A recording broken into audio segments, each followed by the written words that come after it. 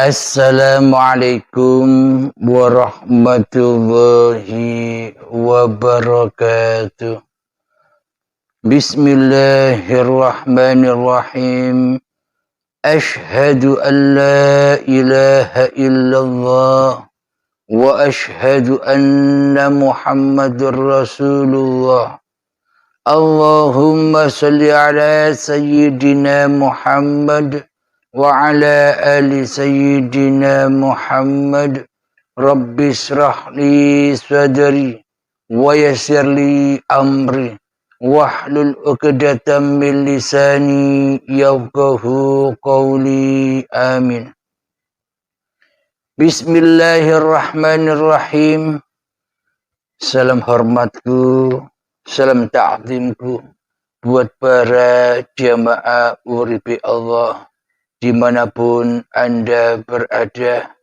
Semoga kita semua senantiasa di dalam lindungan Allah Subhanahu wa ta'ala.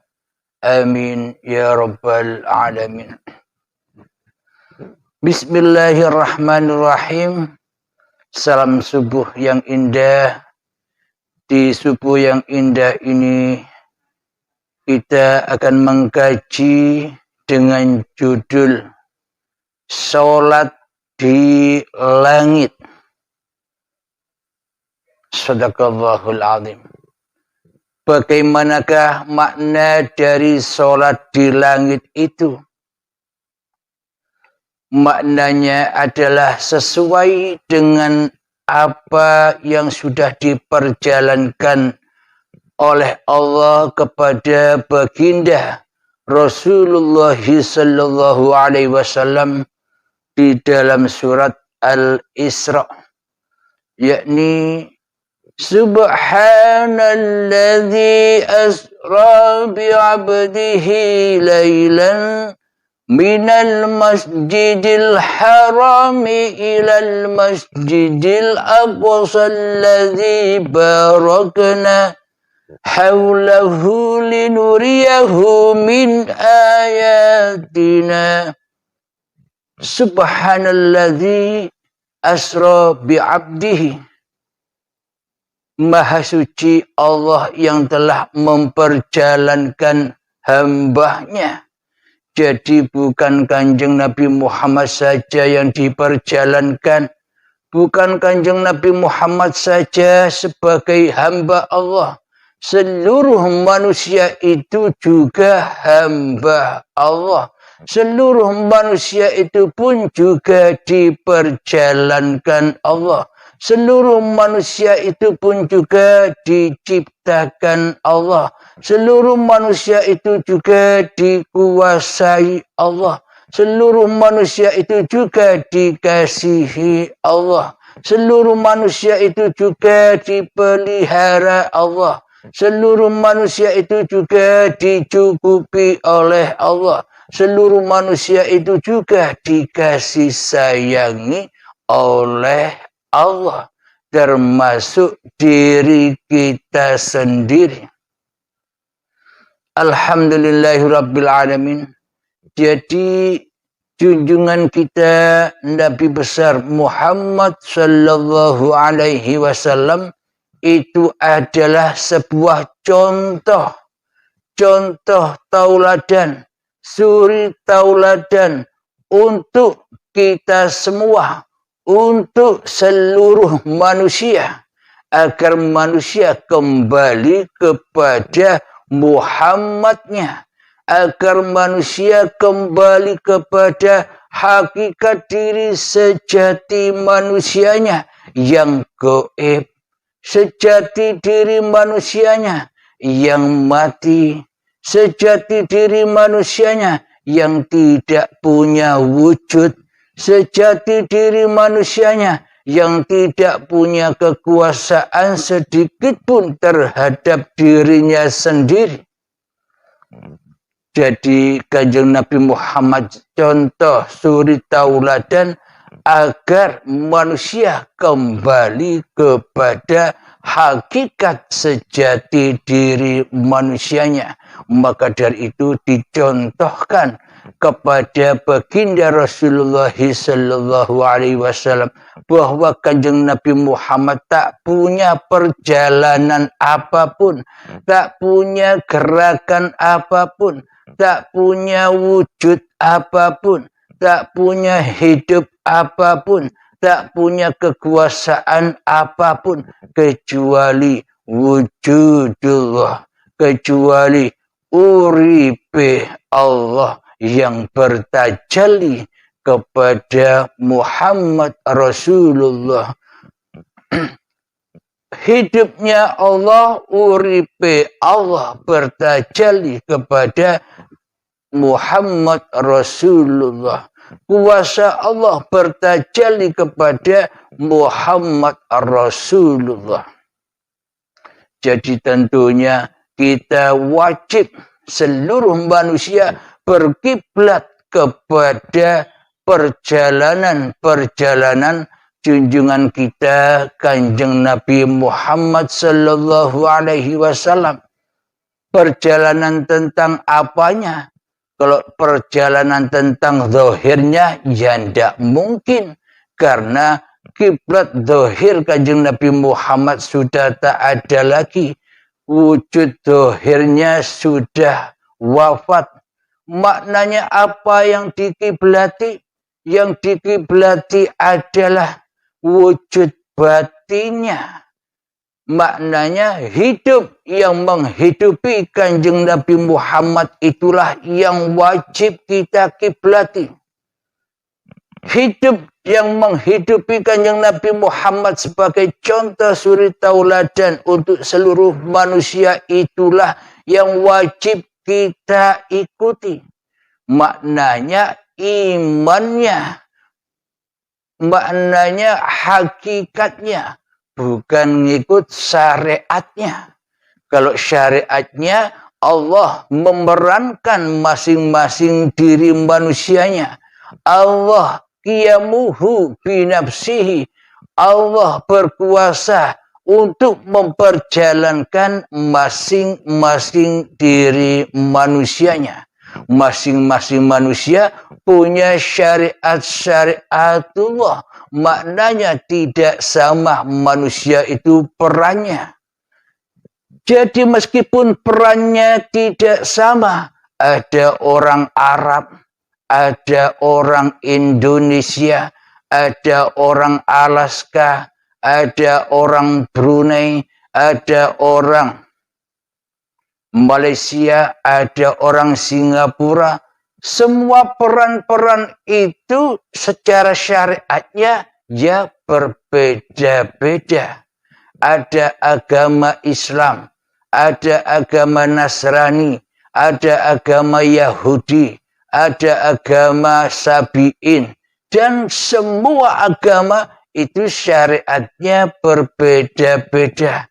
Akan tetapi dari semua perbedaan syariat-syariat yang ada itu, bila di dalam hati kita mengikuti petunjuk Rasulullah dan petunjuk Allah dan petunjuk Rasulullah, yakni subhanalladzi asra bi'abdihi, yakni maha sucikan Allah di dalam hatimu yang telah memperjalankanmu dari Masjidil Haram, memperjalankan di suatu malam dari Masjidil Haram hingga Masjidil Aqsa yang diberkahi, dari tanah sampai menjadi bayi yang suci yang diberkahi. Jadi untuk apa hamba-hamba Allah ini diperjalankan? Haulahu linuriyahu min ayatina, supaya manusia bisa menyaksikan kebesaran Allah, supaya manusia bisa menyaksikan kemahasucian Allah, supaya manusia bisa menyaksikan kekuasaan Allah, supaya manusia bisa menyaksikan ayat-ayat Allah. Itulah tujuan Allah menciptakan hambanya dicontohkan kepada baginda Rasulullah sallallahu alaihi wasallam. Lalu apa yang membuat beda antara manusia yang satu dengan manusia yang lainnya? Yang membuat berbeda adalah tiap-tiap peran diri manusianya. Yang membuat beda adalah syariat-syariat diri manusianya. Maknanya ahadkanlah, maknanya esakanlah, maknanya satukanlah semua perbedaan-perbedaan diri manusianya. Perbedaan-perbedaan syariat-syariat manusianya. Perbedaan-perbedaan ras manusianya. Satukanlah, esakanlah perbedaan-perbedaan agama manusianya. Satukanlah, esakanlah perbedaan-perbedaan golongan aliran manusianya.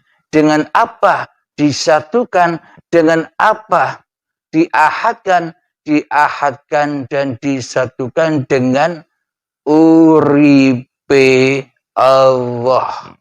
Jadi apapun perbedaannya, yang memakai baju, apapun baju-bajunya, sebanyak apapun baju-bajunya, yang memakai baju hanyalah uripe Allah. Yang memakai baju Sang Pencipta pula yang berkuasa atas perbedaan-perbedaan baju-baju itu. Alhamdulillahirabbil alamin. Jika manusia sudah bisa demikian, maka ia pasti sholatnya selalu di langit, bukan di bumi lagi. Bila kita sholatnya di bumi, maka itulah kekufuran. Bila sholatnya kita di bumi, maka itulah kiblat yang salah. Bila sholatnya kita di bumi, maka kita hanya bermain-main saja dengan hati kita. Ketika kita sholat, yang kita tatap, yang kita saksikan hanyalah diri kita dan hanyalah urusan-urusan dunia. Kenapa? Karena kita sholatnya di bumi, tidak sholat di langit. Sudah dicontohkan kepada junjungan kita Nabi besar Muhammad sallallahu alaihi wasallam bahwa Kanjeng Nabi Muhammad selalu di langit sholatnya. Isra Mi'raj, as-salatu mi'rajul mu'minin. Inilah buktinya bahwa Kanjeng Nabi Muhammad sholatnya selalu di langit. Orang-orang mukmin selalu di langit sholatnya. Orang-orang yang sudah mengenal Allah sholatnya tidak di bumi lagi. Sudah tidak lima waktu lagi. Bahkan sholatnya sejak bangun tidur hingga tidur lagi di dalam sholat kepada Allah. Di dalam mengabdi kepada Allah. Sejak bangun tidur hingga tidur lagi di dalam persembahan kepada Allah. Kenapa? Karena uripe Allah, karena hidupnya Allah, karena hayatullah sudah dipersembahkannya, karena amanah-amanah Allah zahir dan batin, amanah-amanah Allah kehidupan dan kekuasaan sudah dipersembahkan lagi amanah-amanah ini kepada Tuhan yang telah menciptakannya. Makanya sholatnya selalu di atas langit. Sholatnya tidak di bumi lagi. Sholatnya sudah melesat bagaikan kilat. Sholat di langit ketujuh. Bisa menerobos langit tujuh. Seperti Isra Mi'rajnya Nabi Muhammad sallallahu alaihi wasallam. Sama persis, tak ada yang beda sedikit pun. Maknanya kita mengikuti Rasul, mengikuti Allah dan Rasulnya, maknanya demikian. Mengikuti jejak Kanjeng Nabi Muhammad, mengikuti Kanjeng Nabi Muhammad menjadi Rasulullah, kita juga ikut, kita juga harus jadi Rasulullah, harus juga jadi utusan Allah, harus juga jadi pesuruh Allah, harus juga jadi khalifatullah. Jangan sampai kita jadi rasulnya iblis dan setan di hati kita. Jangan sampai kita jadi rasulnya hawa nafsu kita sendiri. Janganlah kita sampai menjadi rasulnya Abdul Halim. Ini yang terpenting dan yang paling penting. Seolah-olah kita selama ini merasuli, memerintah badan-badan ini untuk beraktivitas. Kita selama ini jadi Tuhan, merasuli, memerintah, menyuruh badan ini untuk beraktivitas. Kenapa badan-badan ini tak dikuasai Allah? Kenapa badan-badan ini tak dihidupi Allah? Karena Abdul Halim, karena diri kita semua selama ini telah berposisi sebagai Allah daripada berposisi sebagai Rasulullah. Inilah yang membuat kita semua selama ini selalu tersesat dan tersesat hati kita mengikuti berkiblat kepada iblis dan setan, tapi kita tidak merasakan itu semua, tapi kita tidak menyadari itu semua. Kenapa? Karena memang kita tak ada imannya. Kenapa? Karena kita memang masih ateis. Kenapa? Karena memang kita masih kafir di sisi Allah. Maka dari itu, sebelum kita menjadi Rasulullah, maka selamanya takkan pernah kita Islam, takkan pernah kita selamat di sisi Allah, melainkan Islamnya, melainkan selamatnya jatuh, hancur lebur di dalam an-nar, di dalam jahannamnya diri, di dalam jahannamnya hawa nafsu kita sendiri, berkumpul dengan iblis dan syaitan di dalamnya yang selalu mengajak mensekutukan Allah dengan Abdul Halimnya, mensekutukan Allah dengan diri Anda masing-masing. Itulah tugas-tugas setan, mengajak manusia, menyesatkan manusia dari Tuhannya. Maka manusia tak bisa sholat di langit. Sholatnya ya di bumi saja. Sholatnya ya cinta-cinta kepada dunia saja isinya. Sholatnya ya hanya untuk kebanggaan-kebanggaan dirinya. Sholatnya hanyalah untuk kemuliaan-kemuliaan dirinya saja di dunia ini. Maka dari itu, tanpa kita menerobos langit-langit ketujuh, seperti Kanjeng Nabi Muhammad, maka selamanya hati kita akan tersesat dari Allah. Tanpa mi'raj kita takkan pernah dikatakan sholat. Karena sesungguhnya sholat itu as-salatu mi'rajul mu'minin.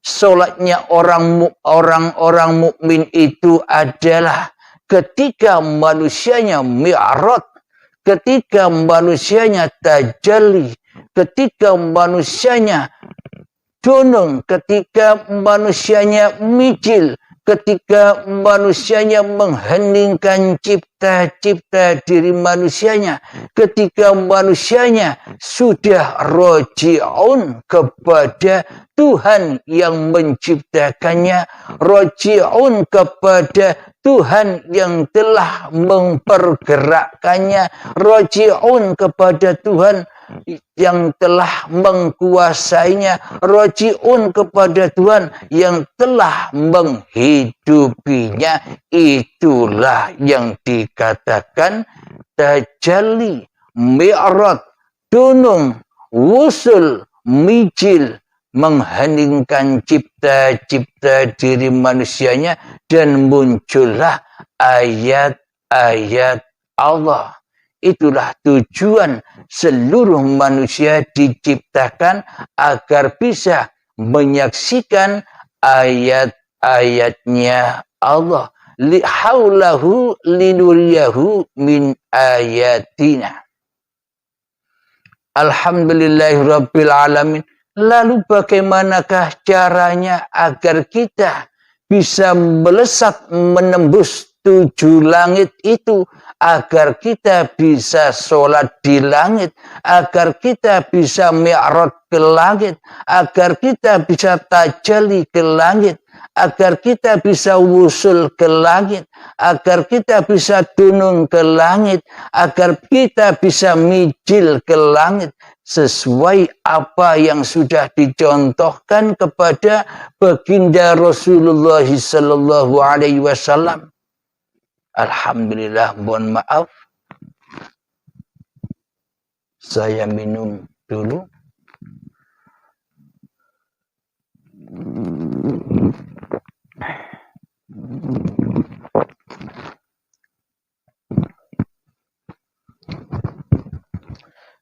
Alhamdulillahirabbil alamin.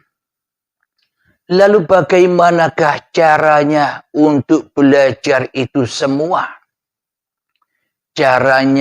Lalu bagaimanakah caranya? Awaluddin ma'rifatullah.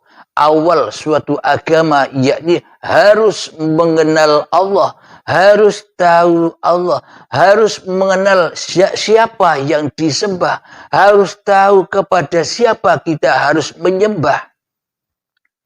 Maknanya kepada siapa kita tajalli, kepada siapa kita mi'raj, kepada siapa kita wusul, kepada siapa kita dunung, kepada siapa kita mijil.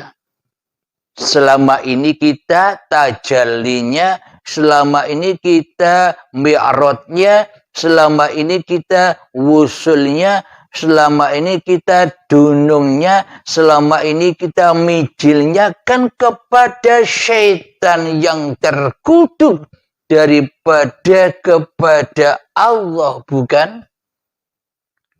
Kita lebih mi'raj, lebih tajalli, lebih wusul, lebih dunung, lebih mijil kepada hawa nafsu kita sendiri sebagai Tuhan yang berkuasa atas hidup dan badan ini, daripada mijil, mi'raj, tajalli kepada Allah, bukan? Kenapa semua itu terjadi? Karena kita telah memproklamirkan diri menjadi Tuhan sang penguasa atas hidup dan badan kita, daripada kita memproklamirkan diri menjadi hambanya Allah. Sesuai Kanjeng Nabi Muhammad menjadi subhanalladzi asra bi'abdihi. Nabi Muhammad itu menjadi hamba di dalam hatinya, menjadi Rasulullah di dalam hatinya, menjadi utusan Allah di dalam hatinya, menjadi pesuruh Allah di dalam hatinya, menjadi khalifatullah di dalam hatinya. Bukan dan tidak seperti kita selama ini. Di dalam hati kita tidak menjadi Rasulullah, akan tetapi di hati kita menjadi rasul. Rasulnya iblis dan setan, rasulnya hawa nafsu kita sendiri, rasulnya nama kita sendiri yang berkedudukan dan yang berposisi menjadi Tuhan di dalamnya. Selama ini kita tak bertuhan sebagaimana Kanjeng Nabi Muhammad bertuhan.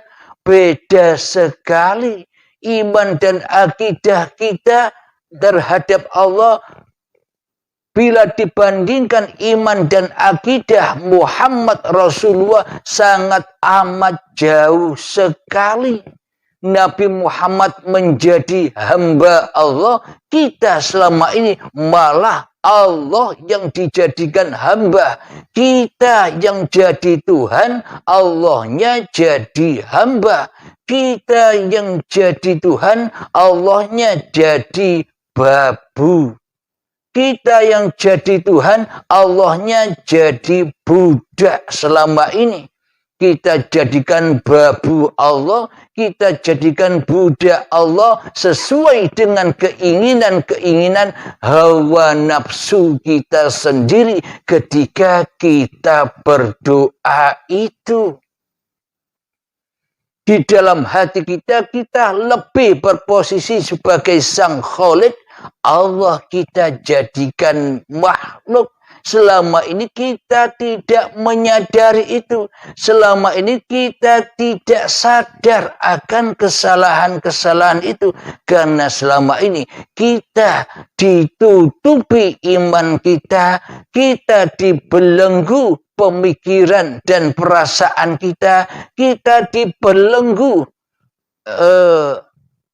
otak kita. Kita dibelenggu mata kita, kita dibelenggu. Pendengaran kita dibelenggu oleh iblis dan setan. Dibelenggu oleh pengakuan bahwa hidup dan badan ini milik dan kekuasaan diri kita. Itulah belenggu-belenggu yang disesatkan oleh Allah. Allah Maha menunjuki dan Allah pula Maha mensesatkan hamba-Nya. Tergantung hati kita berposisi di mana. Hati kita berposisi disesatkan Allah. Alasannya karena kita mengikuti berimam kepada setan yang terkutuk. Ataukah kita ditunjuki oleh Allah. Kita sendiri kita bisa mengecek, bisa membaca hati kita sendiri. Karena kitab suci adalah kitabnya masing-masing diri manusianya. Yang di dalamnya kitabnya sudah suci atau masih najis. Kitabnya sudah original apa masih kufur. Kitabnya sudah kembali suci ataukah masih kotor. Kita sendiri yang bisa membacanya. Maknanya bagaimana kita bisa membaca kitab kita suci atau kotor. Ketika di dalam hati kita yang wujud, lebih nyata, lebih urip. Di dalam hati kita masih manusianya yang berkuasa atas hidup dan badannya. Ditandai Allahnya gaib selama ini. Allahnya tak ada selama ini. Itulah tanda bahwa kitab yang dulu itu suci, kitab kita yang dulu suci telah ternodai, telah kotor, telah najis, diakui sebagai milik manusianya. Kitab hidup dan badan jatuh terselungkup di dalam hawa nafsu manusianya. Itulah yang dimaksud jahanam itu. Itulah yang dimaksud anar itu. Selama itu terjadi, kotorlah keadaan diri manusianya.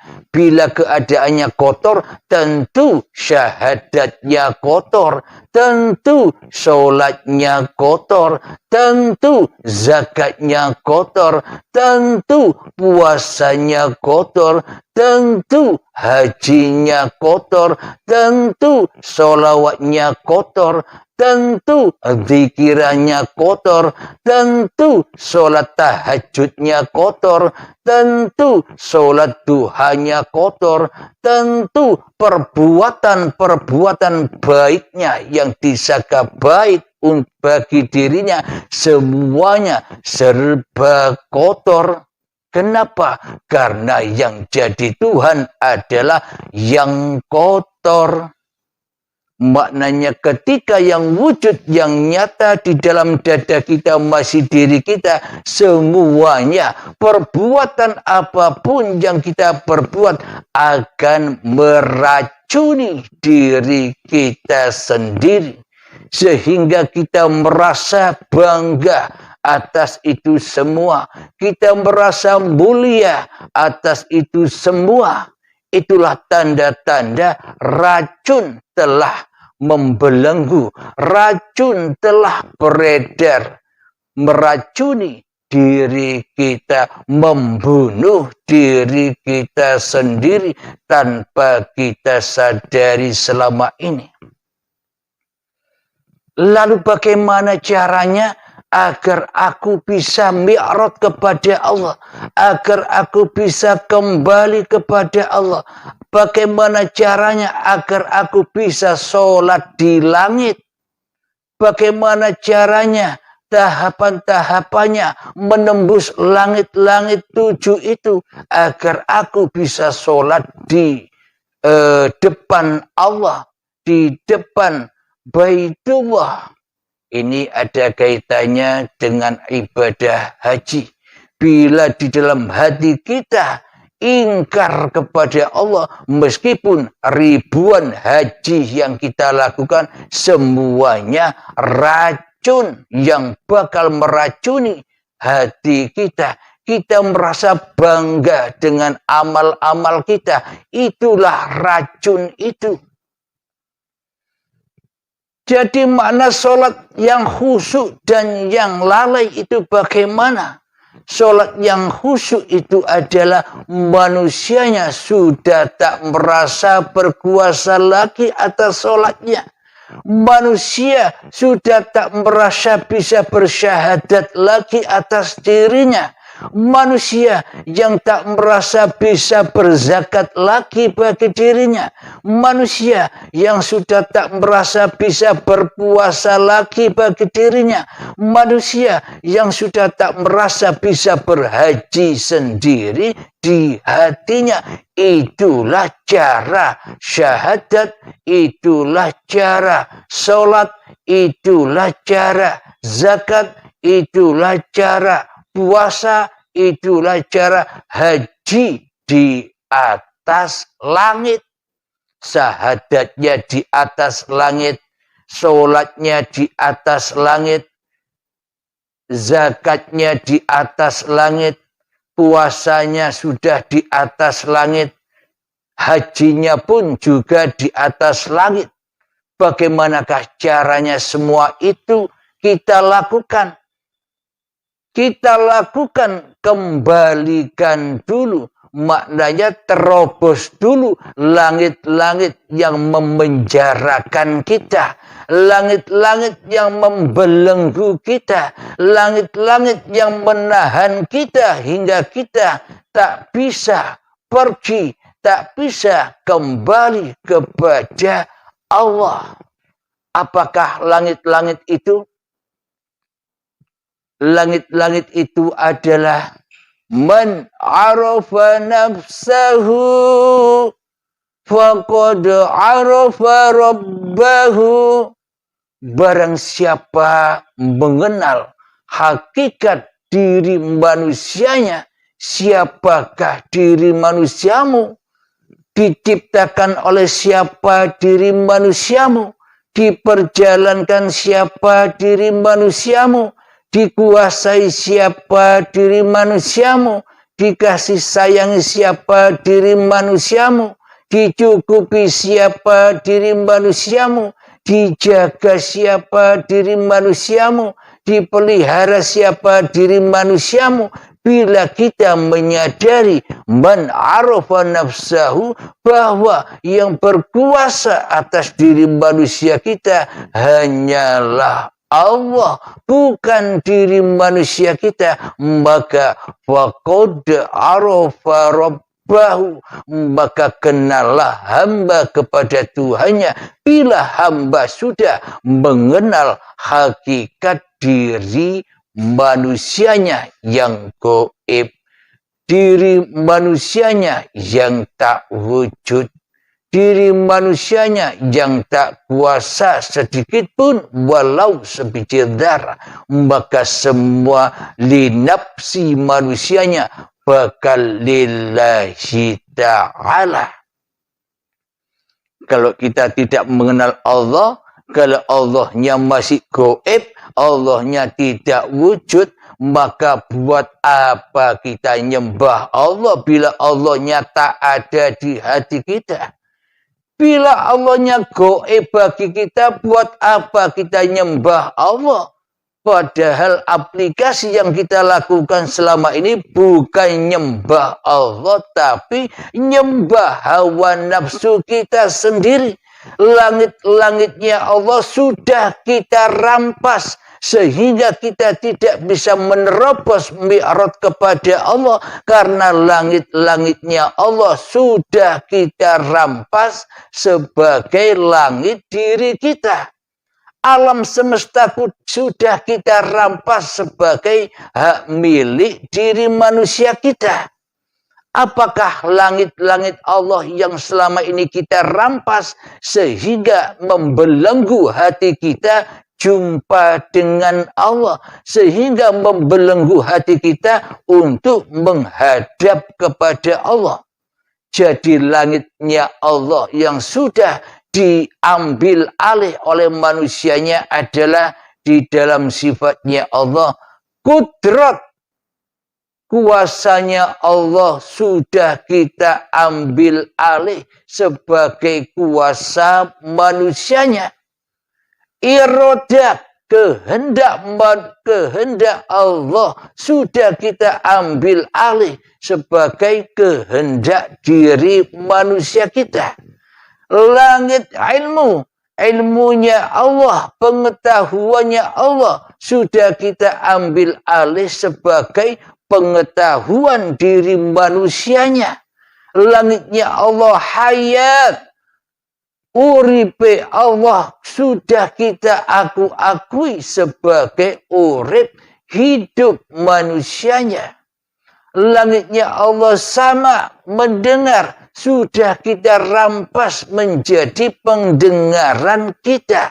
Langitnya Allah basor, penglihatan, sudah kita rampok sebagai penglihatan kita. Langitnya Allah kalam, berkata-kata, pun sudah kita rampok menjadi kalamnya manusia.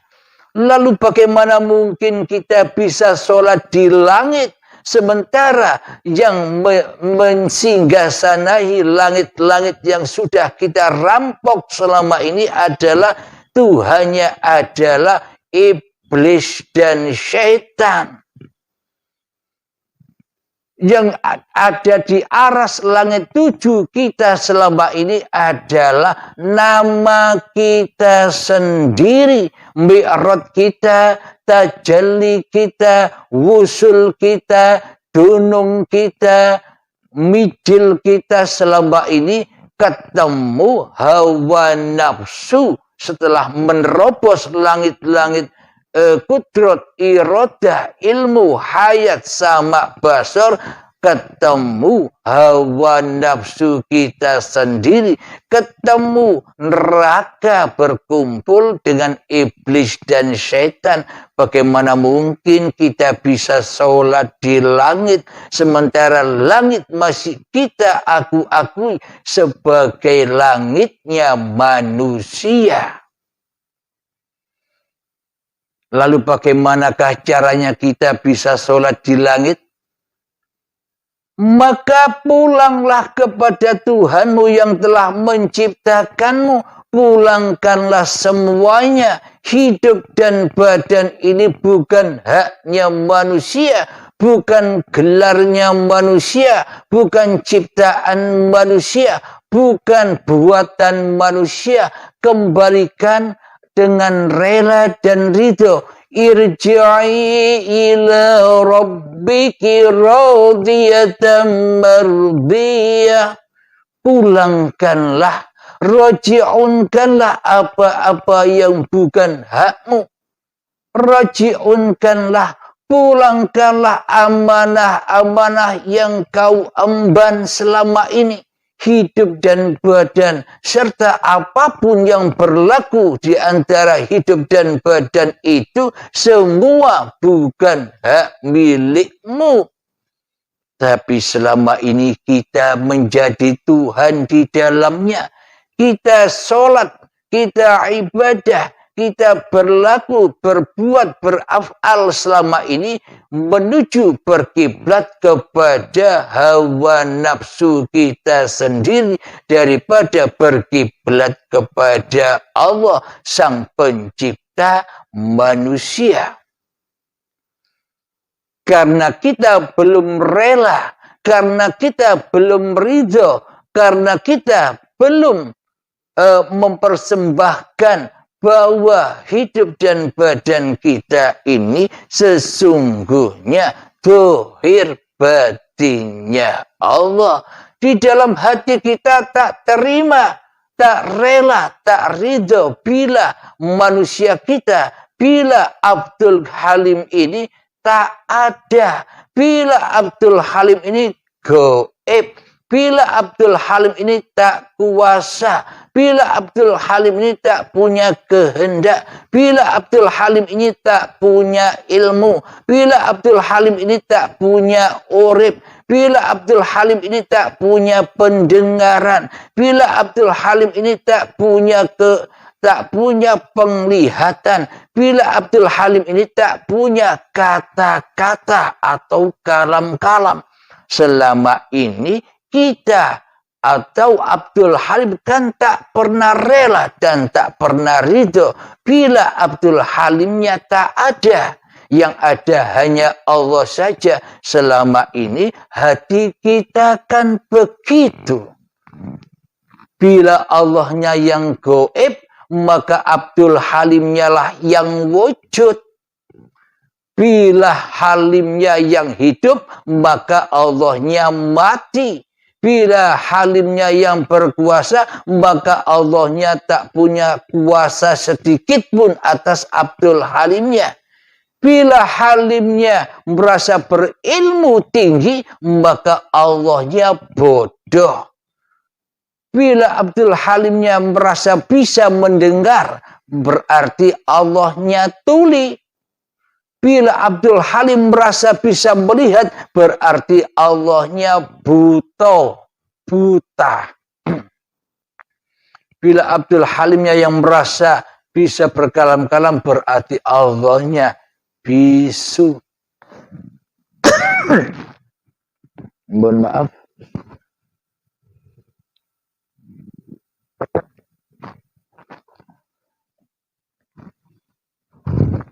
Karena itulah semua bagaimana kita selama ini tak bisa sholat di langit. Karena kita lebih cinta, lebih sayang, lebih demen sholat di langit hawa nafsu kita sendiri daripada sholat seperti Kanjeng Nabi Muhammad diperjalankan Allah ke langit 7 ke singgasana Allah daripada di singgasana Muhammadnya. Jadi bagaimanakah tahapan-tahapan untuk agar kita bisa sholat di langit? Agar kita bisa sholat ke langit, apakah Anda sudah bersedia mati? Karena untuk sholat di langit kita harus berani mati. Maknanya kita harus berani baiat. Tanpa baiat takkan pernah bisa sholat di langit 7. Tanpa mati manusianya takkan pernah manusia bisa kembali kepada Allah. Jadi maknanya langitnya Allah itu yang bagaimana?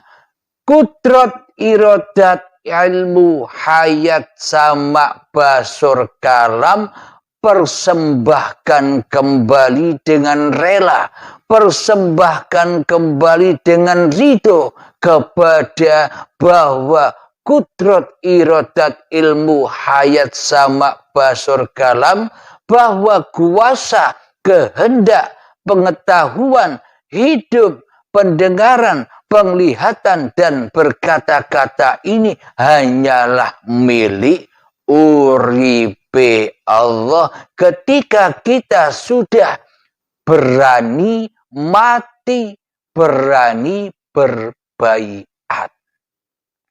Jadi kuncinya adalah di kematian. Kuncinya adalah di baiatnya. Kita memahami paparan apapun di dalam uripi Allah tanpa baiat, tanpa mati, kita takkan pernah bisa sholat di langit 7. Kita takkan pernah bisa mengembalikan kudrat sebagai kudratnya Allah.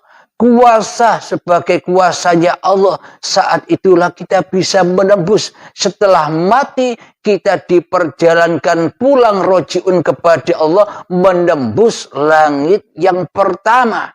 Yakni langit kudrat. Bisa menembus antara kudrat manusianya dan kudratillah. Dipersembahkan kembali ketika kita sudah rela mati. Ketika kita sudah berani berbaiat, maka dipersembahkanlah kudrat sebagai kudratnya Allah. Iradat, langit iradat sudah kita kembalikan kesuciannya kepada Allah. Langitnya hayat sudah kita persembahkan lagi kesuciannya kepada Allah.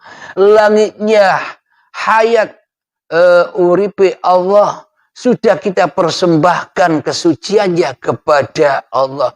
Langit sama pendengaran sudah kita kembalikan kesucian pendengarannya Allah. Basor penglihatan sudah kita kembalikan penglihatan kesucian Allah. Kalam sudah kita persembahkan kesucian kalamullah. Inilah sehingga sudah melesat ke langit 7 ketika sudah berani mati. Ketika sudah berani berbaiat, maka dia akan meninggalkan apa-apa yang menjadi miliknya. Dipotong-potonglah syariat-syariat manusianya menjadi syariat Tuhannya. Maka dari itu, seperti perjalanan junjungan kita Nabi besar Muhammad sallallahu alaihi wasallam ketika sudah bisa menerobos langit 7, maka sampailah Kanjeng Nabi Muhammad di dalam singgah sananya Allah, di dalam penyerahan diri, mempersembahkan dirinya kepada Allah. Itulah tajalli, itulah mi'raj, itulah wusul, itulah dunung, itulah mijil. Dan itulah yang dinamakan sudah ketemu Allah. Ketika diri Muhammadnya sudah tak ada lagi, ketemu Allah. Ketika diri kita sudah tak jadi Tuhan lagi. Maka inilah lambang sholat. Maknanya kita diutus sholat 5 waktu selama ini disuruh belajar mati. Bukan disuruh diutus belajar nokoh-nokoh jadi orang mulia. Jadi kebaliklah kita selama ini. Kita menjalankan sholat 5 waktu. Kita menjalankan sholat tahajud. Kita melaksanakan sholat duha. Kita berpuasa Senin Kemis atau puasa Daud. Kita melakukan kegiatan-kegiatan keagamaan. Bukan tambah untuk jadi manusia. Bukan tambah nokoh-nokoh, bukan tambah jadi orang mulia. Kebalik itu. Tidak bisa menerobos langitnya Allah, tambah bangun-bangun langit-langit manusianya. Ya tambah jadi dajjal di dalamnya. Ya tambah jadi Tuhan di dalamnya. Daripada menjadi hamba. Contoh aplikasi, contoh berkacalah di dalamnya. Ketika kita sholat, rajin sholat 5 waktu, rajin ibadah, kita tambah merasa mulia, kita tambah jauh dari Allah dengan kekuasaan diri manusia kita. Itulah tandanya bahwa apa yang kita lakukan semua itu racun dan meracuni diri kita. Kenapa? Karena kita tidak arafa nafsahu faqad arafa rabbahu. Kita tidak mau mengenal siapa sih diri kita ini. Posisi apa sih diri kita ini?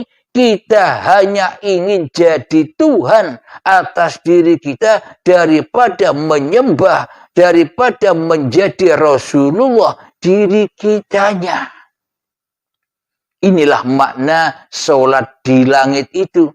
Bila kita sudah tak merasa sholat lagi, bagaimana mungkin kita merasa diri kita yang sholat? Bagaimana mungkin kita merasa diri kita yang ibadah? Wong kita sudah mempersembahkan hidup dan badan kita kepada Allah. Yakni sudah berani mati. Yakni sudah berani berbaiat. Ketika itu putuslah semua belenggu-belenggu kemanusiaannya. Disitulah tempat kesucian. Kenapa harus sholat di langit? Karena di langit tempatnya kesucian. Kenapa kita selama ini selalu sholatnya di langit bumi? Bumi, langit sudah kita kuasai sebagai langit dan bumi kita. Hidup badan sudah kita akui sebagai milik kita. Kita masih ubek-ubek sholat ibadah di bumi. Itu maknanya semuanya masih menjadi racun, meracuni diri kita. Semakin banyak ibadah kita, semakin banyak sholat kita, semakin banyak pula racun-racun yang kita telan. Akhirnya menjadi penyakit-penyakit hati. Akhirnya gampang merendahkan orang lain. Gampang menyudutkan orang lain. Gampang untuk melecehkan orang lain di hatinya. Itulah akibat makan racun. Bukan ibadah yang dijalaninya, tapi kemaksiatan demi kemaksiatan yang dibangun atas dirinya selama ini. Alhamdulillahirabbil alamin. Semoga saya khususnya dan kita semua para sahabat pecinta uripi Allah, semoga kita mendapatkan hidayah Allah agar berani mati, agar kita bisa sholat di langit daripada sholat di bumi, sholat yang terkuasai oleh hawa nafsu manusianya. Amin ya rabbal alamin. Sebelum kita akhiri, marilah kita gembahkan rasa kangen kita kepada junjungan Nabi Muhammad sallallahu alaihi wasallam. Maknanya kita berselawat kepada diri kita sendiri karena kita bakal akan menjadi calon-calon Rasulullah ketika kita berani melepas hubungan dengan hawa nafsu kita dan iblis yang selama ini merosuli diri kita.